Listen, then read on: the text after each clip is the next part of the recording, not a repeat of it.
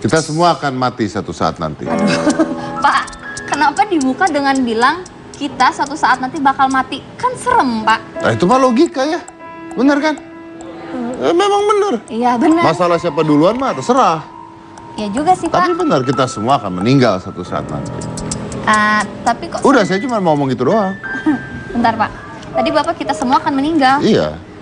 Kan bahasan kita hari ini adalah tentang orang-orang yang dimakamkan.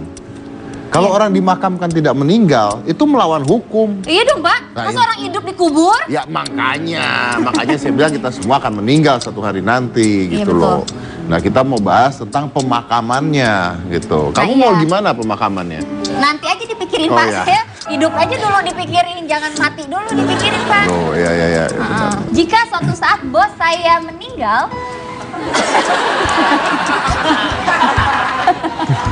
balas dendam.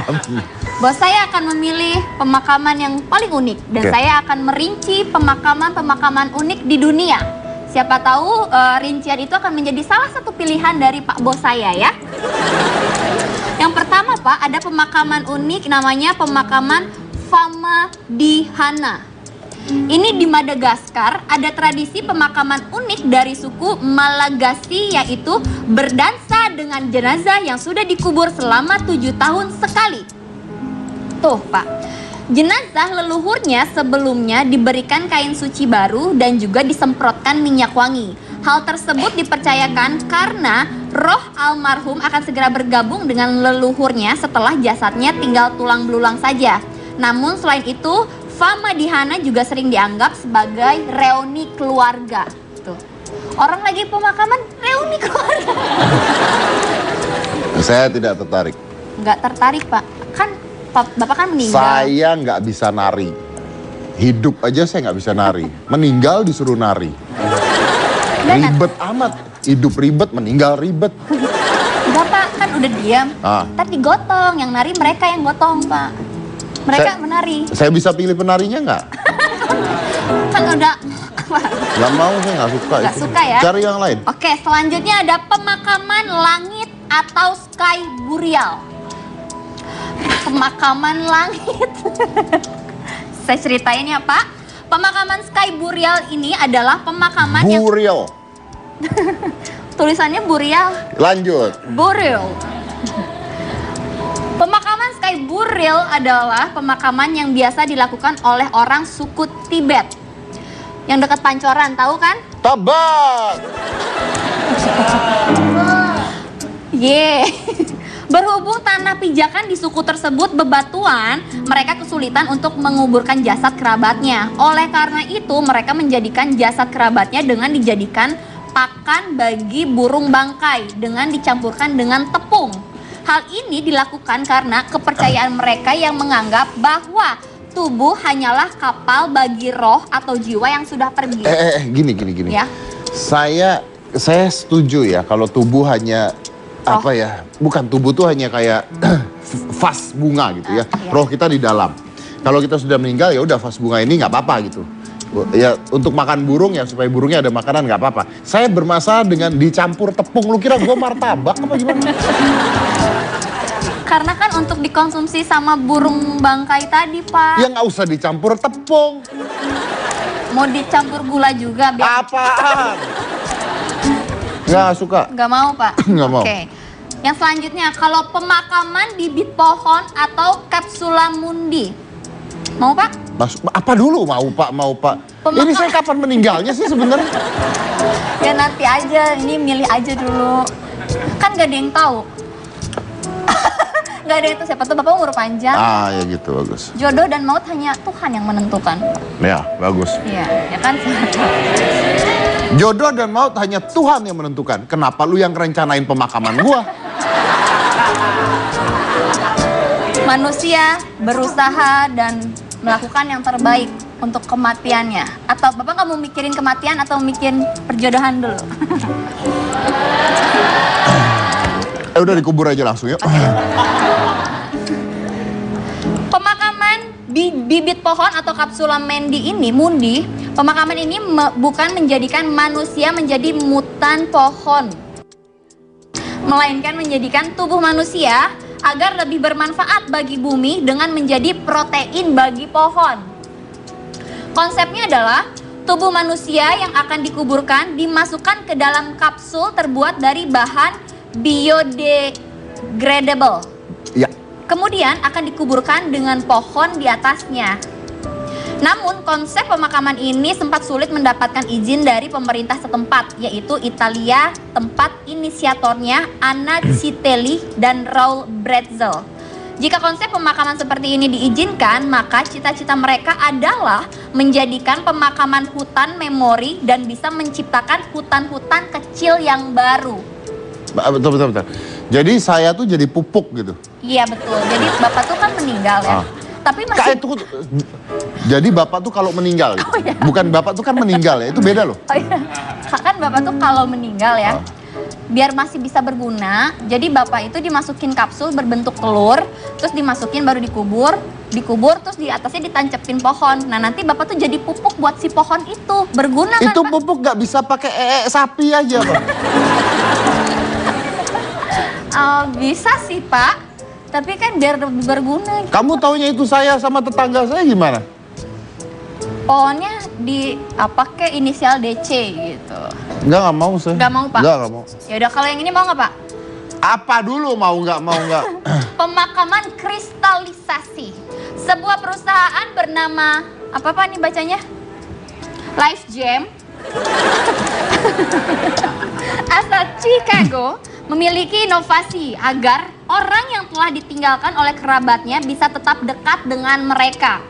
Jadi, jenazah dikremasi dengan panas dan tekanan yang sangat tinggi hingga menghasilkan kristal-kristal. Setelah menjadi kristal, mereka biasanya dijadikan liontin, cincin, atau cukup disimpan saja. Dan harga kristal yang dihasilkan oleh Life Gem bisa mencapai 2.000 US dollar sampai 25.000 US dollar. Tidak hanya pemakaman manusia saja yang bisa dikristalisasi, namun juga hewan peliharaan kalian. Setuju. Saya mau itu. Bapak mau yang di kristal. kristalisasi. Jadi nanti kalau saya meninggal, ya? saya itu kan dengan pemanasan dan sebagainya, itu kan karena badan kita tuh punya karbon ya. Nah karbon itu dengan pemanasan yang sedemikian tingginya tuh bisa menjadi kristal. Nah, ya kan jadi kristal. Nanti kristal ini kamu simpan, kamu jadiin cincin, kamu pakai. Oh gitu. Malam-malam ketika cincin itu diam-diam kamu lihat lagi tidur ya kan. Tiba-tiba ada suasananya lagi nggak enak, hujan rintik. Tiba-tiba.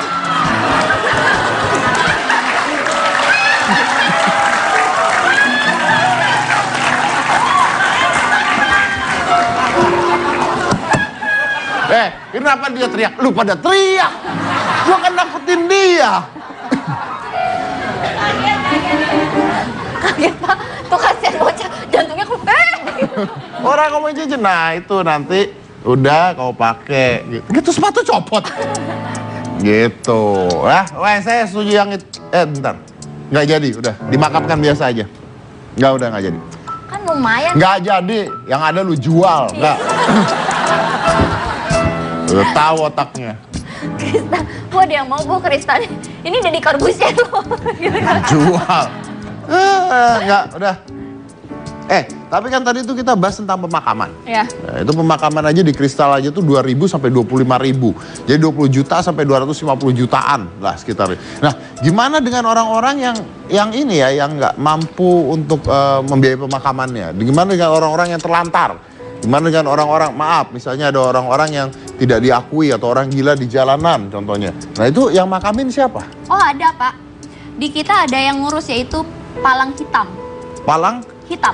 Oke. Jadi Siapa misalkan itu? ada mayat yang tiba-tiba ketemu di jalan gitu nggak diurus, nanti sama palang hitam ini akan diambil terus dia urus sampai selesai sampai dikubur.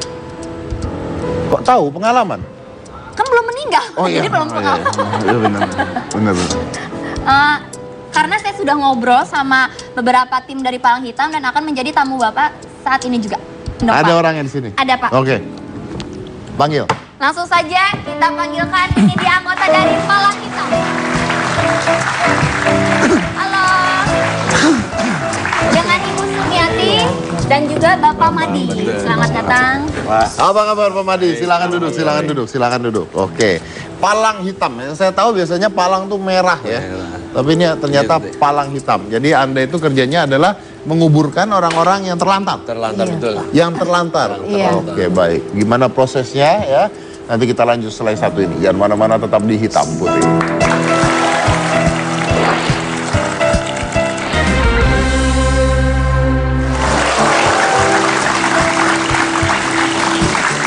Palang hitam ya.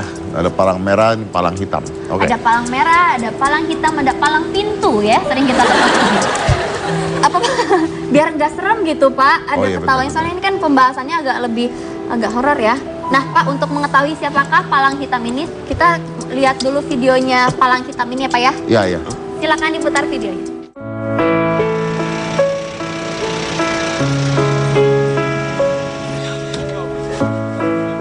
Kita mungkin biasa menjumpai pemakaman atau penguburan jenazah yang diurusi atau dihadiri keluarga serta sanak saudara. Namun bagaimana dengan jenazah yang terlantar, tidak dikenali atau sebatang kara? Siapa yang akan mengurus mereka? Jawabannya mungkin ada pada Palang Hitam. Palang Hitam adalah sebuah organisasi sosial yang sudah ada sejak zaman Belanda. Fokus mereka adalah mengurusi jenazah yang terlantar, sebatang kara atau dalam kondisi yang tidak biasa, mulai dari pengangkutan hingga penguburannya. Nama Palang Hitam sendiri diambil dari pita hitam yang biasa disematkan pada jenazah. Tanpa banyak sorotan dari publik, mereka siap bekerja dalam kondisi apapun.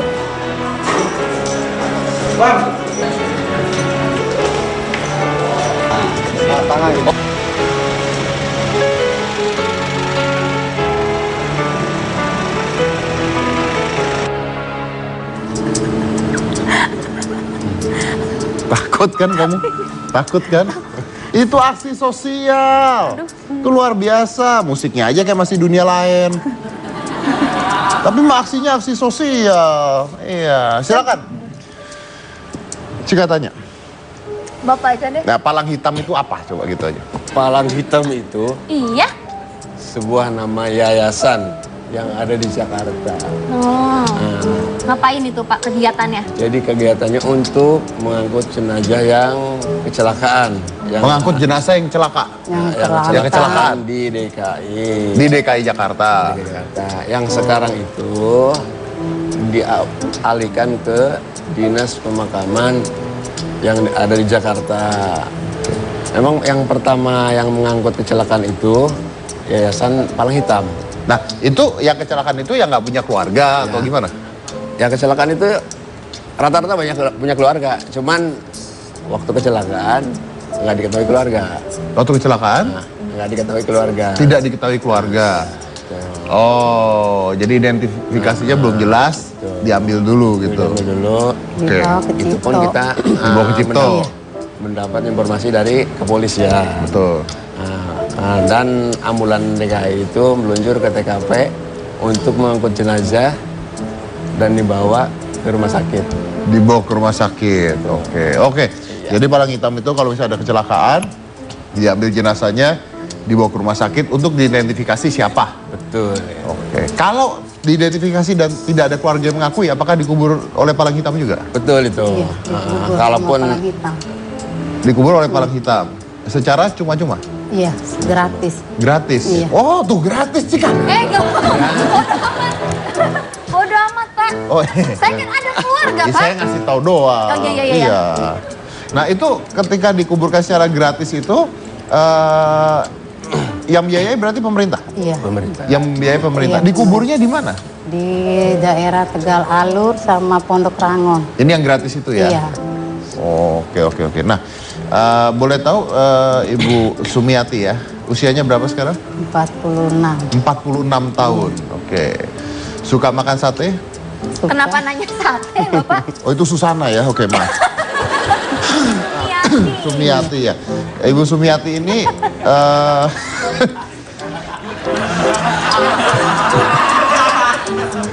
dia ngeliatin gue melotot.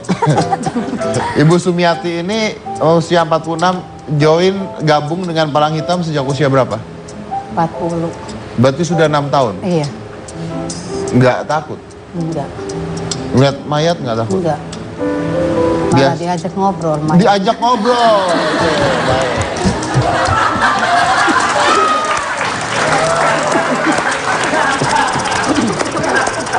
Jangan takut. Gua nggak takut, siapa yang takut? Tapi dia ngobrol sama mayat, gua aja ngobrol. Biasa aja. Biasa aja.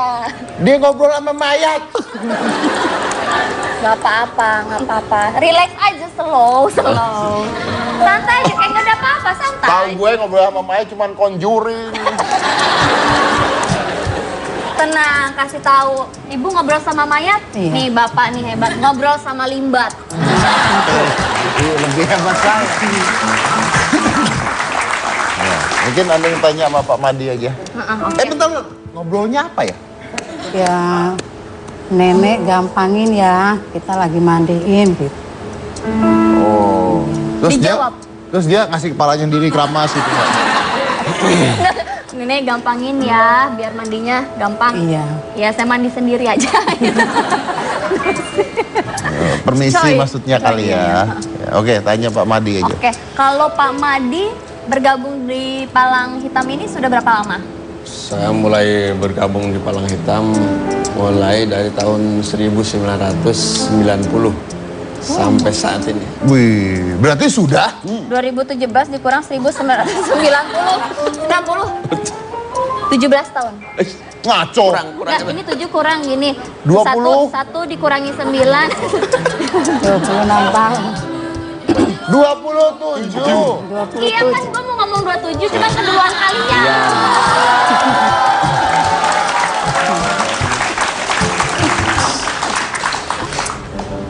Lanjut tanya itu. Oh iya.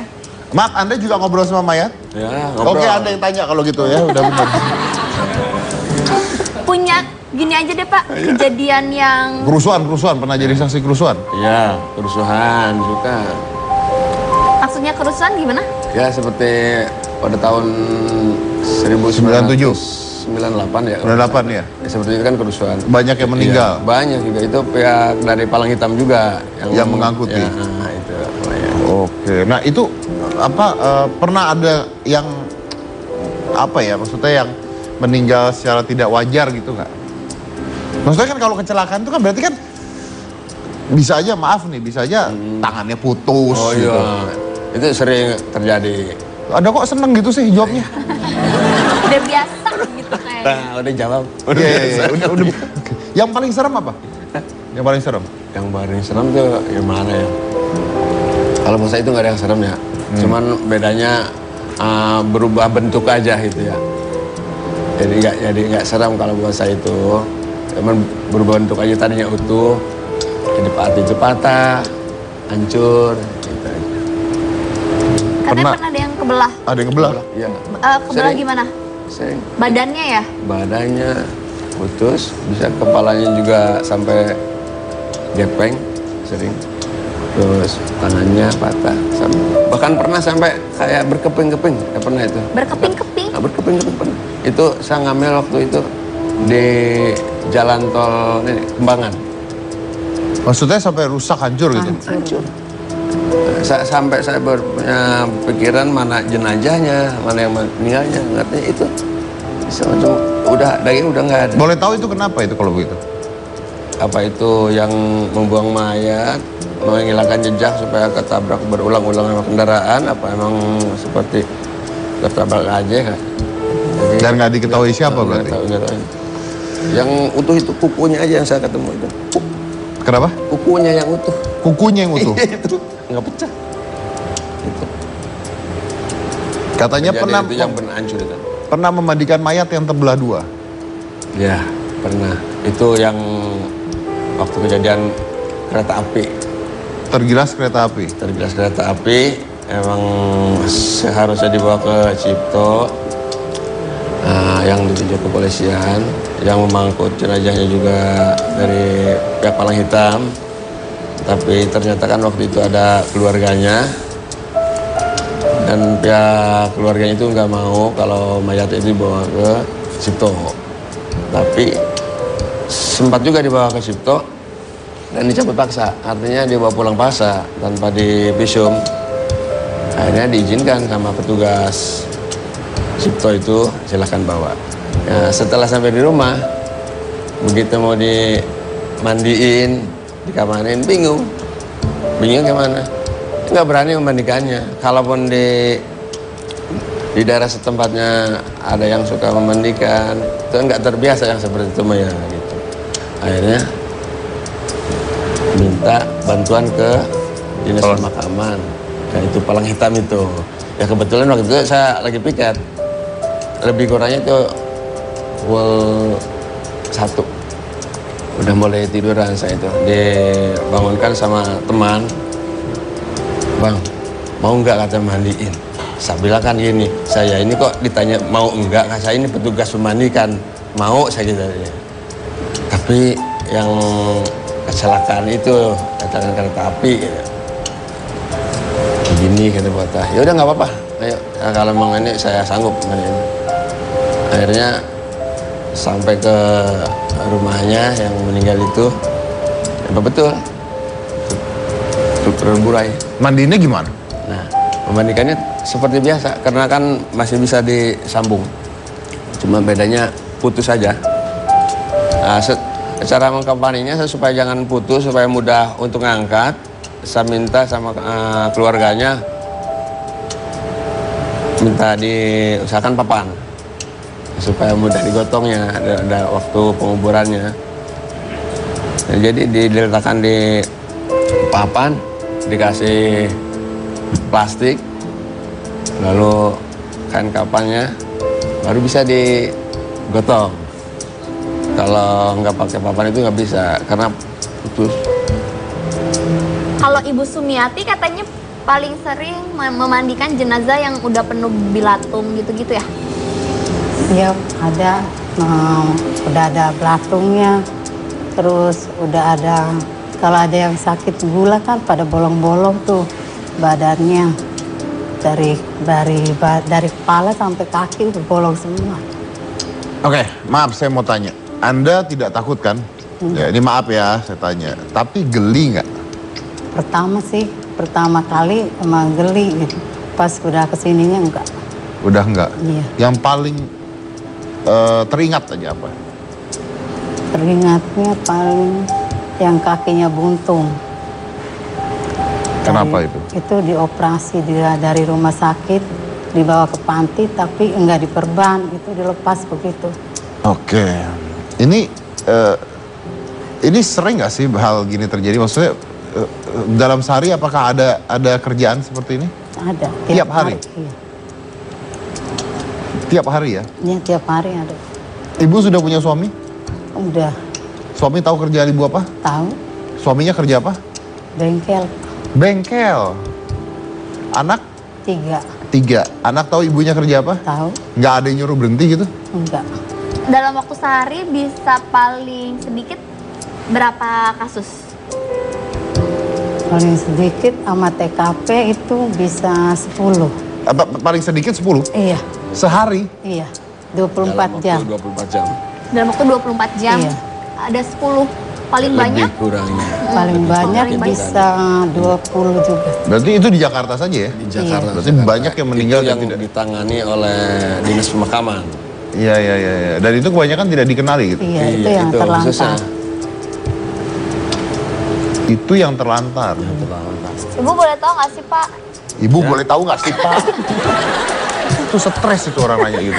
Iya Pak, saya stres banget Pak, saya serem banget Pak. Kalau gajinya kurang lebih berapa? Pasti gede ya? Gaji UMR. Gajinya UMR? Iya. Berapa itu Pak? Ya UMR. 33.500.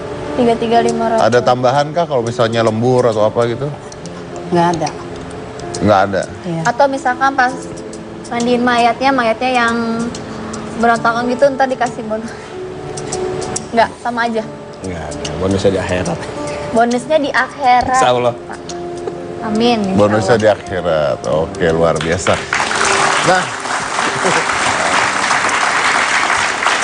banggakah Anda jadi petugas palang hitam? Apa yang buat Bapak dan Ibu bangga menjadi petugas palang hitam? Yang pertama, di samping mencari nafkah, mencari rezeki buat saya pribadi, buat keluarga, anak, insya Allah itu satu ibadah dan pekerjaan yang mulia. Ya. Ibu? Bisa ada gajinya, terus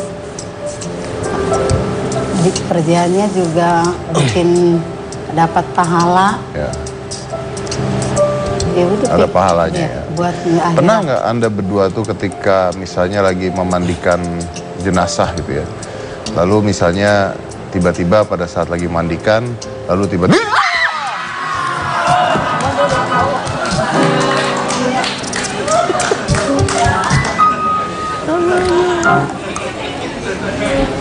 kalau sekali itu kebetulan.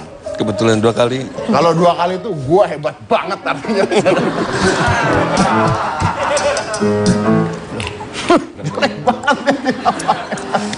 Oke, Bapak tuh keserupan ya? sebelum dia ngamuk, saya cut dulu. Habis ini kita akan kedatangan Ustadz Wijayanto. Kita akan ngobrol dengan Ustadz Wijayanto setelah satu ini ya.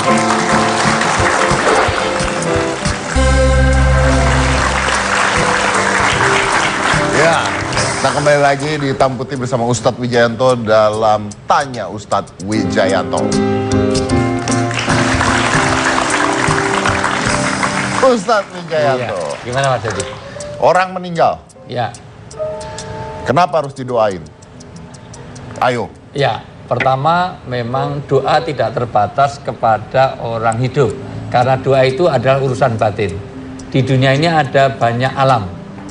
Jadi ada alam yang namanya alam yang jabarut itu yang kita sama-sama bisa komunikasi gini. Ini gini sekarang Nah, ya. Jadi karena secara lahiriah memang ada kontak fisik. Oke. Tapi ada yang tidak kontak fisik tetapi bisa dirasa. Misalnya alam misal. Alam misal itu misalnya di sini ada virus. Tapi kita nggak bisa melihat bahwa orang flu itu karena virus misalnya. Atau kalau ada suara meong-meong di sana, pasti itu bukan gajah. Ya kan? Meong-meong berarti bukan gajah. Bukan. Ya, itu berarti Kucing. kucing. Nah, itu berarti dia alam misal. Ada lagi alam di atas itu alam batin yang namanya rahim, itu bisa kontak. Misalnya, tiba-tiba Ibu Heniwati itu Ibu saya. Iya, misalnya. Ini nama itu. Anggaplah ini nama samaran lah ya gitu ya. Nama samaran tuh singkatan, HN gitu loh. Iya, ada HN itu dari Heniwati. Oke, jadi itu tiba-tiba tersedak. Ternyata ada anaknya yang sedang sakit. Itu kontak batin. Anaknya sakit, ini tersedak. Apa? Karena kok ada sesuatu, ada yang jatuh. Jadi kontak batin itu berasa. Karena rindu ternyata lama nggak ketemu anaknya. Karena anaknya diajak tinggal bersama nggak mau, malah suruh tinggal di tempat saudaranya yang lain. Ada orang gitu, orang tua yang nggak mau tinggal bersama anaknya sendiri, pilih dengan anaknya yang lain gitu. Itu namanya Bu Heniwati tadi. Oke, itu kontak batin. Ada lagi kontak ruh. Kontak ruh itu adalah orang mati itu masih bisa kontak dengan kita. Maka kalau kita masuk kuburan suruh memberi salam. Assalamualaikum ala diyar. Nggak usah nunggu jawaban. Ya, ya. Kalau dijawab malah waalaikumsalam, nah malah jadi kacau itu sebenarnya. Jadi itu kontak batin. Kontak batin itu bisa dilakukan kayak semacam telepati. Jadi orang itu nggak usah memanggil namanya, kita lihat saja dalam berapa menit dia akan noleh ke sini. Itu bisa, itu namanya kontak batin juga yang kaitannya dengan alam yang di atas. Betul. Saya aja kalau lagi kalau lagi tiba-tiba ada telepon bunyi, saya bisa tahu oh ini Ustadz yang nelfon. Iya, tahu. Dan saya tahu persis. Ada kalau namanya keluar Ustadz Wijayanto. Iya, betul. Bahkan saya tahu kalau Mas Dedi telepon berarti ini sudah dekat Ramadan. Iya, karena saya tahunya Ramadan kalau ada bintang tamu di sini. Oh iya. Betul. Dan itu diantaranya. Nanti ada alam yang lebih tinggi lagi. Dulu di zaman Khalifah Umar bin Khattab, itu karena memikirkan perang, jadi ada ngirim pasukan di atas gunung di Persia, di Irak, tiba-tiba dikepung musuh, setengah-tengah khutbah di Madinah, turun. Maka orang kata, ini orang gila ini, kenapa kok khutbah tiba-tiba turun? Karena melihat pasukannya dikepung oleh musuh. Dan betul, ternyata pasukan itu dengar padahal belum ada handphone. Itu. nggak ada sinyal, nggak ada itu, tetapi suara dari Madinah bisa sampai didengar oleh pasukan yang ada di Persia karena nangis batinnya tadi, kontak batinnya tadi, suaranya bisa didengar di sana. Akhirnya semua pasukan turun dan akhirnya yang ngepung ke atas ternyata sudah turun duluan. Itu contoh adalah kontak-kontak batin di antara kita dan kita juga masih, makanya orang meninggal masih perlu didoakan karena itu nanti ada kontak batin. Kalau diziarahkan, misalnya nih. Ya. Orang meninggal, ya, gitu. Orang meninggal. Saya nggak mau ziarahin lah gitu. Bodoh amat gitu. Dulu awal-awal memang dilarang. Dalam agama itu dilarang karena kebablasan. Orang ziarah itu kadang malah mendewa-dewakan kuburan. Oh iya betul. Iya, jadi kuburan itu malah jadi, karena kalau dalam Islam iya karena butuh wa iya karena nasta'in. Tapi sering iya karena butuh wa kuburan nasta'in. Nah, artinya dia kepada kuburan yang didewa-dewakan. Ya, malah ini nyari togel, nomor togel. Nomor togel itu. Jangan cerita pengalaman dong. Enggak, saya malah nggak tahu kalau itu. Iya. Kalau itu orang kan bisa bicara fasih karena mungkin pernah melakukan. Jadi intinya adalah, tapi kan dulu suka main kartu, sekarang udah berhenti. Iya. Kartu ini apa ditebak bener karena memang sudah disiapkan dari awal itu semuanya. Iya. Namanya juga magician. Iya. Namanya juga gitu. Jadi kalau magician tuh nggak dosa kan? Nggak dosa. Memang itu trik aja gitu. Bagus ini menghibur orang. Iya. Cuma jadi intinya adalah bahwa orang itu ada komunikasi batin tadi, dan sesungguhnya dalam komunikasi batin itulah untuk menghubungkan antara dua hal itu. Kalau gini, ini perbincangan yang menarik sekali karena otopsi itu kan artinya sudah meninggal terus badannya dibuka untuk penelitian. Nah itu secara agama boleh apa tidak? Boleh. Hukum asalnya tidak boleh, tetapi menjadi boleh karena hukum berlaku kepada keadaannya. Jadi nanti ada hukum, ada moral hukum. Ada fikih, ada usul fikih. Saya mencium cika itu nggak boleh karena bukan apa-apa saya. Tapi kalau dalam kondisi tertentu dia pingsan, maka saya nggak ada Mas Dedi, saya boleh bantuan pernapasan. Anda mau kemana sama dia nggak ada saya? Ya kadang-kadang kan di kamar sebelah. Misalnya itu. Oh ini misalnya kan? Misalnya pingsan. Misalnya. Itu pun kalau nggak ada yang lain. Tapi betul-betul pingsan apa enggak? Jangan-jangan baru batuk-batuk, sini bantuan pernapasannya. Jangan, baru batuk ke bantuan pernapasan. Nah, jadi kondisi yang tertentu membolehkan yang terlarang. Sama dengan orang makan babi, dalam Islam tidak boleh. Tetapi kalau nggak ada makanan lain, maka daripada mati makan babi. Mending babinya yang mati. Wajib makan babi. Tapi wa man ituro ghairu bagin, jangan berlebihan. Mumpung boleh terus babi 2 tambah genjik 5 artinya itu ya. Itu berarti mumpung itu tidak boleh. Ya, berarti jadi, dalam kondisi tertentu misalnya dipikirkan diracun gitu. Itu boleh diotopsi ya. Karena itu untuk mencari nilai kebenaran. Sekarang Ustaz, ini pertanyaan saya yang menurut saya menarik juga nih. Terakhir saya mau tanya Ustaz. Seandainya saya beda agama sama Ustaz. Ya. Lalu saya meninggal. Kita cari contoh yang lain aja. Kenapa gue meninggal coba? Kenapa nggak dia contohnya coba? Ya, karena kalau saya dengan Mas Dedi kemungkinan duluan saya. Kok bisa? Layatnya duluan saya. Kemungkinan ya. Belum tentu ya. Belum tentu. Iya. Karena kematian itu di tangan Allah. Betul. Bisa saja Mas Dedi duluan, saya belakangan bisa. Bisa juga saya belakangan Mas Dedi duluan. Sama aja. Sama. Iya. Tapi artinya kan kematian di tangan Tuhan. Iya, betul. Gitu. Seandainya saya meninggal, beda agama saya sama Ustaz. Ya. Apakah Ustadz mau mensolatkan saya? Sholat ini tidak, tapi doa boleh. Doa boleh? Iya, tapi kalau sholat, karena sholat itu berkaitan dengan orang yang sama-sama sholat. Ya, kalau doa memang anytime. Sekarang aja saya doakan terus. Nggak perlu sekarang belum. Kalau memang saya ikhlas kok, nggak apa. Enggak apa. Tapi Ustadz boleh mendoakan saya? Boleh. Siapapun boleh didoakan. Bahkan mendoakan itu jangankan itu, orang memusuhi aja didoakan. Kalau sekarang Ustadz sama-sama agamanya, sama saya ya. Sekarang Ustadz yang meninggal. Ustadz yang meninggal. Misalnya kan, misalnya. Tapi saya benci banget sama Ustadz. Benci banget sama Ustadz. Itu bencinya tuh banget itu sama Ustadz. Ustadz meninggal. Apakah saya nggak ada orang lain? Apakah saya wajib menyolatkan Ustaz? Cuman masalahnya kasus pertama, kalau orang benci itu duluan yang benci dulu karena perasaannya itu psikosomatis. Jadi yang membenci itu lebih duluan mati daripada yang dibenci. Biasanya gitu. Biasanya gitu. Tetapi dalam kasus tadi tetap hak mereka untuk didoakan. Artinya tetap dimandikan tadi, dikafani, terus dikubur. Kalau dalam Islam tadi model penguburan di tongkonan, kemudian di masa tidak boleh. Atau digantung di pohon, atau dikremasi, itu tidak boleh. Semuanya itu dalam konsep Islam adalah dikembalikan ke asalnya, ke tanah, yaitu dikubur.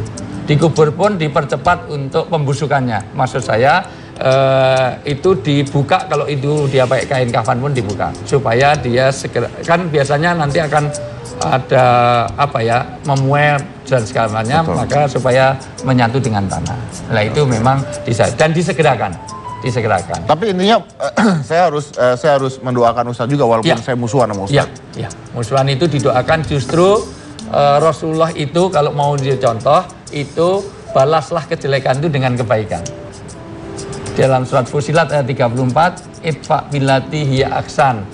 Kalau kamu dibuat ada orang berbuat salah kepada kamu, balaslah dengan cara yang baik.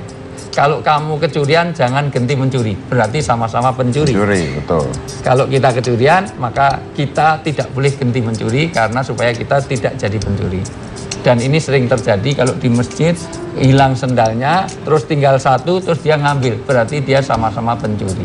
Ngambil sendal orang lain. Iya, kan itu sering terjadi. Ya. Oke, baik. Terima kasih Ustadz, luar biasa. Jangan mana-mana, kita lanjut lagi setelah satu ini. Tetap di Hitam Putih.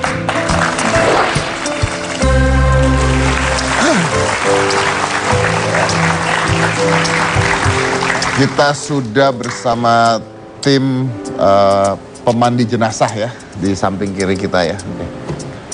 Pemandi jenazah? Iya, pemandi jenazah tuh. Bentar. Iya, benar. Kalau Pak Ustadz? Apa? Kalau Pak Ustadz? Bang, ada Pak Ustadz? Itu. Oh iya. Maaf. Kalau Pak Ustadz. Kenapa kok milihnya kok palang hitam? Kok nggak palang putih? Sebetulnya itu nggak palang hitam, itu duka ya. Oh ya, palang hitam itu biasanya orang-orang terlantar, orang itu mayat jenazah terlantar itu hitam ya.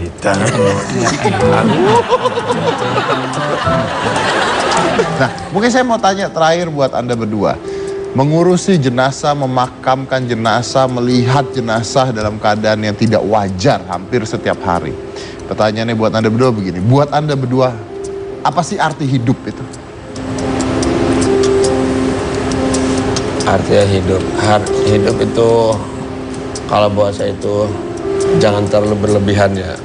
Apa itu, mengumbar nafsu, betul pesan. Apalagi yang sewajarnya aja ya. Toh akhirnya mati juga. Nah betul, walaupun itu kita mengumbar kemampuan, pengen itu, pengen ini, tapi akhirnya kan emang amal ibadah aja yang dibawa setelah kita mati. Hanyalah kain putih yang dibawa dan amal ibadah yang insya Allah diterima Allah. Gitu. Tapi mayoritas yang ditemui itu usia tua apa usia muda? Ya kalau emang kita dalam di kecelakaan ya, banyak muda juga. Banyak muda juga, ya, banyak. Jadi kan tentu yang tua dulu. Betul. Bisa juga yang muda duluan bisa. Itu dia. Benar. Karena maut itu tidak mengenal usia ya. Siapa tahu yang sakit umurnya masih panjang, yang sehat justru naudzubillah min dzalik. Saya sakit kaki. Umur panjangnya, amin, insya Allah, amin. Iya. Lu Tapi, kerja sama siapa sih sebenarnya? Sama Bapak.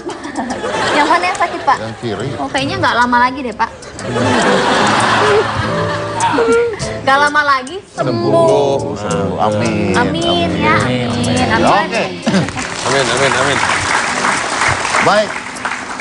Terima kasih buat kehadirannya di Hitam Putih. Pak Ustadz, terima kasih Pak Ustadz. Terima kasih. Nah itu tadi menarik sekali karena dengan melihat itu semua ya ternyata ya memang harus ada orang yang mengerjakan hal seperti itu ya. Dan menghargai, saya yang tadi belajar dari Ustadz adalah walaupun hidup atau meninggal kita harus menghargai orang lain ya. Mau itu sama dengan kita, beda dengan kita, beda suku, beda ras, beda agama dan sebagainya. Bahkan musuh ya Ustadz ya, bahkan musuh ya. Tapi kita harus menghargai orang lain. Dan yang penting hidup itu tidak bisa diulang ya. Dari mempelajari kematian kita tahu bahwa hidup itu nggak bisa diulang. It is not a game. It's not a game. Kalau di game itu kalau mati bisa restart. Enak kan? Jadi Anda boleh salah, bisa restart. Belajar, oh ternyata salah loncat ke sini, restart, mulai lagi. But life is not. Life, when you do something wrong, you learn, but it goes on. You can't restart. So do good in your life. Because life is not a game. When it's game over, you cannot restart. Saya dari Komisi Jessica, inilah hitam putih.